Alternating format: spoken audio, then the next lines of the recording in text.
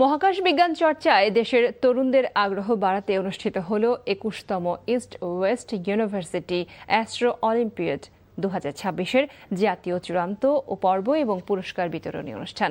শুক্রবার রাজধানীর নভ থিয়েটার হলে এই পুরস্কার বিতরণী অনুষ্ঠানের আয়োজন করা হয়, যেখানে প্রধান অতিথি ছিলেন বিজ্ঞান ও প্রযুক্তি মন্ত্রণালয়ের সচিব মোহাম্মদ আনোয়ার হোসেন।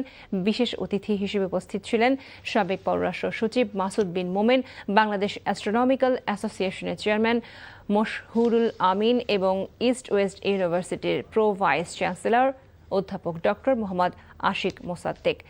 সকালে জাতীয় চূড়ান্ত পরীক্ষায় জুনিয়র ও সিনিয়র দুই বিভাগে দেশের বিভিন্ন অঞ্চল থেকে বাছাইকৃত ২১০ জন শিক্ষার্থী অংশ নেয়।